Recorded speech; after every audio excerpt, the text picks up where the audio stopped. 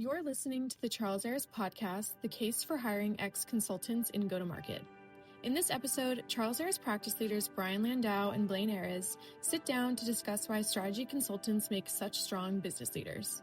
Together, they explore the core components of the strategy toolkit, the traits that set consultants apart, and how those skills translate into commercial impact.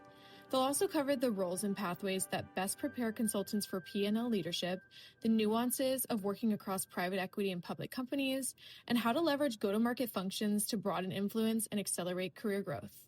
Let's dive in. Hey, welcome back to the Charles Aris podcast. My name is Brian Landau. I am a practice leader here at Charles Aris, where I help oversee our go-to-market recruiting practice. Today, I am overjoyed to be joined by my colleague, Blaine Ayres. Blaine is a colleague of mine in the strategy and go-to-market recruiting practice. Blaine, great to be with you today. Excited for today's conversation. Brian, great to be here as well. For those that may not know me, Blaine Ayres is one of the practice leaders here at Charles Aris, focused on the strategy side of our strategy and go-to-market practice, specifically with our financial and professional services clients. It's awesome. So Blaine, one thing that I hear all the time when talking with you and with some of our colleagues is the strategic toolkit that many people develop through their experience working in strategy consulting firms, McKinsey, Bain, BCG, et cetera, et cetera. Maybe we could just start by defining what that means. When people say the strategic toolkit, how would you describe that? Yeah, great question, Brian. Really, it boils down to three main things that builds onto the strategy toolkit. There's a lot of different functional areas that a consultant might learn. There's a lot of different industries that they might learn, but all of them learn the same three things. Number one, highly analytical. They know how to crunch these numbers. They know where to pull the data from. They know how to analyze that data. They know how to translate that into strategic initiatives. Right after that, the structured problem solving. If you give them a very broad problem, they can break it down into these very process-oriented work streams, bring in the right players across the business to be able to keep that pushing forward. And then the third piece of this is the actual stakeholder management, the executive level communication. These individuals know how to operate up and down the entire business, whether they're interacting at the C-suite board level or they're getting highly detailed with the people out there in the field.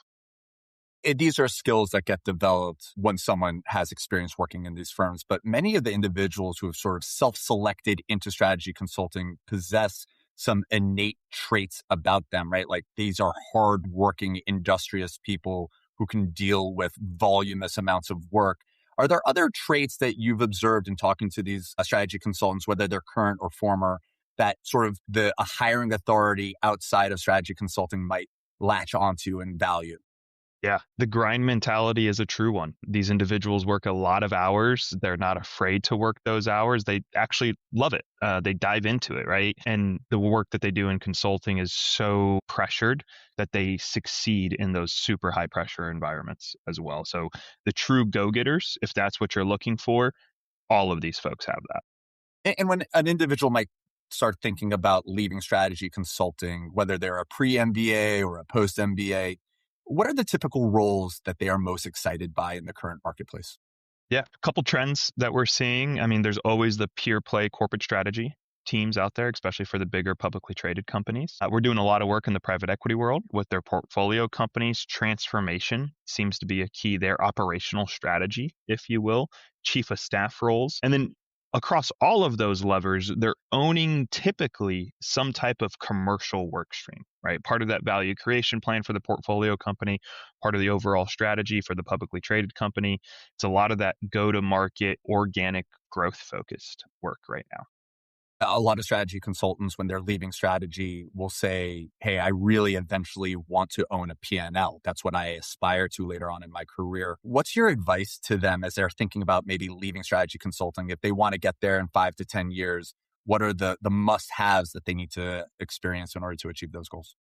You got to have a broad breadth of exposure, right? Not necessarily depth. Owning a P&L is working across the entire business. You need to know marketing. You need to know sales. You have to know the operations. You have to know the accounting and the finance side of it, right? So you need the full breadth of experience across of those. So if you're going into a chief of staff role or a corporate strategy role, great entryway to learn a lot of how the business operates. But I'll tell you, one of the biggest pieces, Brian, and this is where your practice specializes, is the sales piece, or is actually what most consultants don't have, right? They're really good analytically. They could do the behind the scenes operations, but that pure play commercial skill set is probably what they need to learn the most to be an effective P&L. Yeah, it's interesting that you say that, just because I think oftentimes when you think about go-to-market, it is very focused on sales and marketing, but there's a lot of other roles that are really essential. And I think I would argue increasingly essential within the commercial org, like revenue operations, go-to-market strategy, commercial operations. And these are very seamless spaces for current strategy consultants to go and enter. There's real data rigor. There's a requirement for greater hygiene on the data. And what you might find as well is there's a lot of herding cats, right? I got to have these different functional groups within the commercial org get together and be on the same page. And that's actually something that strategy consultants are exceptional at, right? Is influencing across various stakeholders. And so this is a space where I think for strategy consultants, if they want to get into the commercial org, they're thinking about a go-to-market future for themselves, those are spaces where there's a lot of influence for them to really flex their muscles. It's a great point, right? You're likely not going to give somebody exiting consulting, or even a former consultant, a true bag carrying sales role. That's probably not that person. That's not their skill set. That's probably not their personality at the same time. But they could definitely learn the organization by getting behind the scenes and doing a RevOps role, right? Learning how this all functions, how it operates. How do we work with sales individuals as well, right? So there's a natural tendency to get into these functional organizations and really learn the behind the scenes skill, and then just start interacting with those that can still propel you into a P&L seat. No, that's exactly right. The one call out that I would have on that point, though, is there is a very specific place where I do think people who want to quote unquote carry the bag can have outsized influence. Let's just take a step back, though, and define it, right? Because different businesses often have different types of sales strategies. You might be focused on consumer. You might be focused on B2B. You might be focused on small and medium-sized businesses, mid-market, enterprise. This is really specific, I think, to B2B enterprise sales motions, which are increasingly complicated and increasingly require the ability to, again, influence the conference room because there's multiple stakeholders there.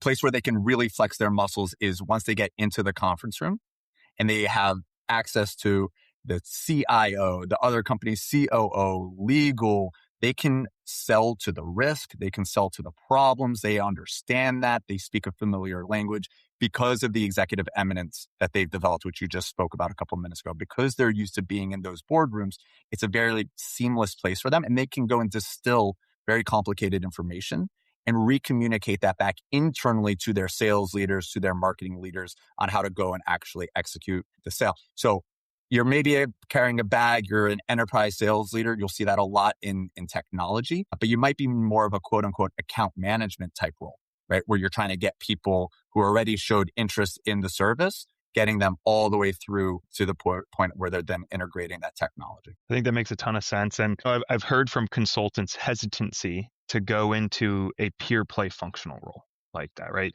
Corporate strategy is great because it gives you a good breadth of knowledge. If I went into a go-to-market organization, am I still getting that breadth of knowledge, right? Brian, what you just shared is a great example of how many different teams interact with those commercial functions, how many different of those key players are in those rooms making those decisions. So you're still getting all the same exposure. You might have a higher impact on the business, a direct impact on the business as well. So a great opportunity to strengthen out that broader toolkit and still not be quote unquote pigeonholed into a CRO role as your future, right? You could still broaden that out to be true P&L leadership, CEO, whatever the ultimate goal might be. Yeah, it's a really good point. And revenue operations roles right now, I'm seeing a reporting structure into the chief revenue officer, and I'm also seeing reporting structures into finance. Right? So there is a lot of optionality depending on the commercial role that you have, depending on which pathway you want to have. There is still some of that choose your own adventure, depending on the company. One question that I have for you, and one of the things that I admire about the practice that you lead is you work with private equity-backed businesses. You also work with publicly traded businesses, multinationals.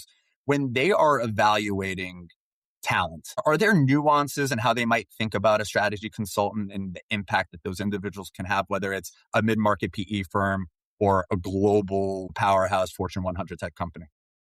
There's definitely differences in what each client looks for. How much is a consultant going to impact our business, especially if the hiring authority or the leaders of that business are not consultants themselves, right? Or we're not consultants themselves. That makes it even a little bit more difficult to influence them and show them here's what a consultant skill set actually brings and what a consultant can do for your business. So having some actual impact driven results on your resume, having some impact actionable insights to what you did on those projects is always helpful as you're thinking about making that next step, because that's ultimately what these teams are looking. Whether it's private equity backed, they probably look for it even more so, but even the big corporates, the public, the multinationals, as you mentioned, they all look for how is this person going to drive our business forward? What is the impact that they're going to bring, which is a little bit more than just a strategic plan, right? We need to be able to get in here and drive results.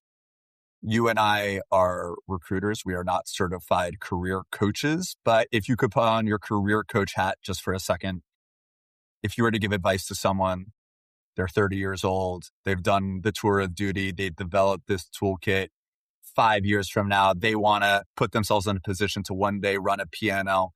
What's your advice to an individual like that? Yeah, there's a couple of things. There's so much you can do, right? One, know where you want to go, right? Let's start there. Know what you're looking for, whether that's a 5-year goal, a 10-year goal, and what are the gaps that I'm missing to get there, right? Having that breadth of knowledge, as I mentioned. So if you're in consulting now, work across a number of different functional areas, work across different industries, understand what you're interested in, what drives you, what motivates you. As you move into industry, you're getting deeper into the business, you're getting deeper into that industry. Keep your functional breadth there as well. And again, focus on those impact projects, right? Where can I come in and actually move the needle for the business? Strat planning does that, but you can get into the business units. You can do even more if you're doing more focused projects. Yeah, that's great. Any final thoughts before we sign off here? Go-to-market's a great transition for consultants. Make sure you talk to Brian. Blaine, thanks so much for the thoughtful and exciting conversation. Learned a lot from you as always. And thank you to our listeners for tuning in, and hope you join us next time on the next episode of the Charles Aris podcast. Thanks for tuning in to the Charles Aris podcast. For more insights and resources, visit us at www.charlesaris.com. We'll see you next time.